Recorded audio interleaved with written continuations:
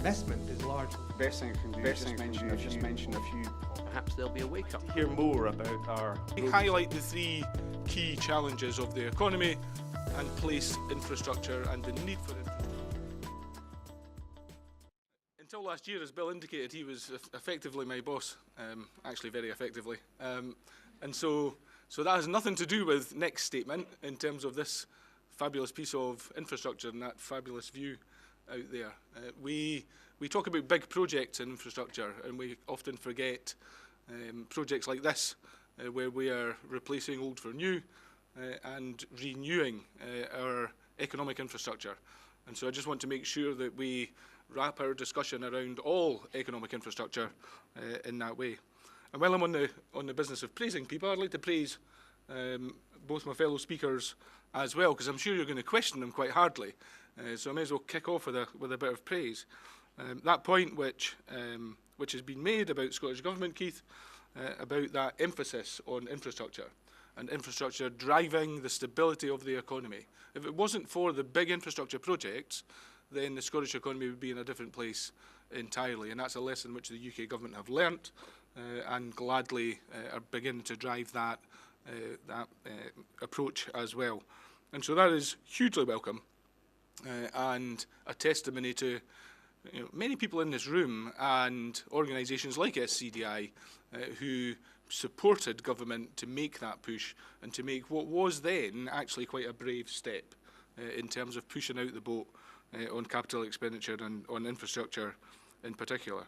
And for Andrew as well, Andrew's mentioned the issue about the public-private interface and how we can get both the public sector and the private sector working together better. I hope that at least in serious discussion, maybe not in some of the political froth around the election, but at least in serious discussion, we've passed that point of public good, private bad, and the issues around the original PFI contracts. Of course there will be some issues around the mechanisms, of course there will be some issues with individual projects, but by and large, being able to get to a point where public and private sectors work together through the work of organisations like Andrew's is a massive step forward for the Scottish economy and something which SCDI wholeheartedly endorses. So who are SCDI? What do we do? Where do we fit in the grand economic sphere? Well, we've been around quite a while, since 1931 indeed, and making significant interventions in the economy and in particular on economic infrastructure.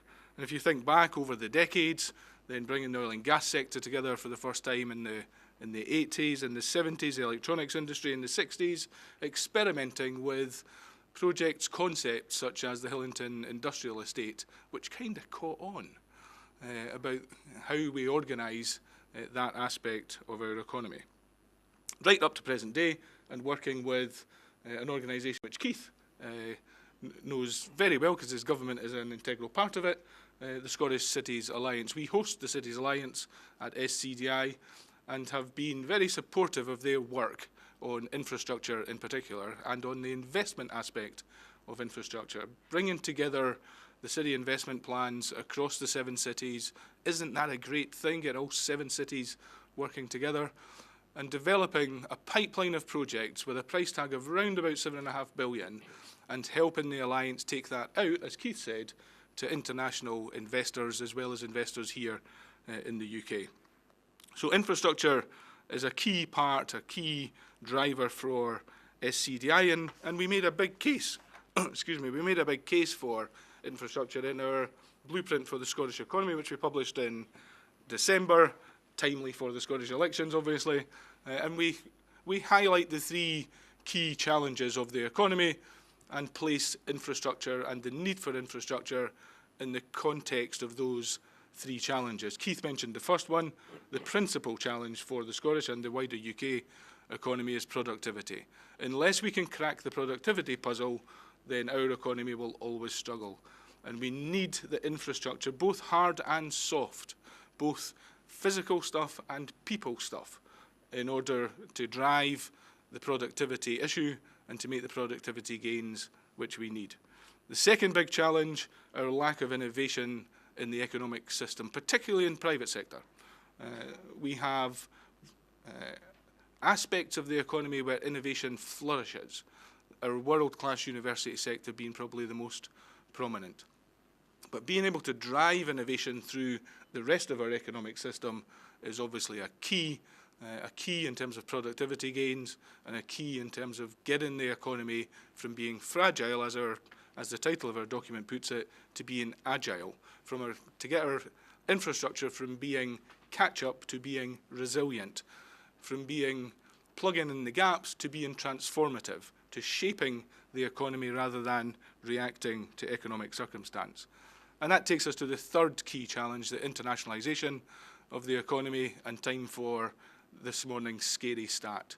Round about 50% of our total export effort is driven by round about 50 companies.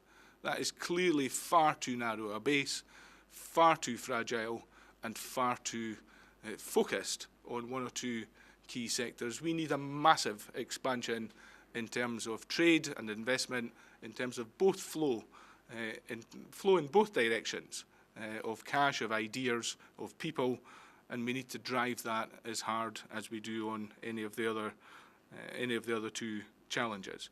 So those three challenges all underpinned by the need for modern infrastructure, low carbon infrastructure, digitally driven.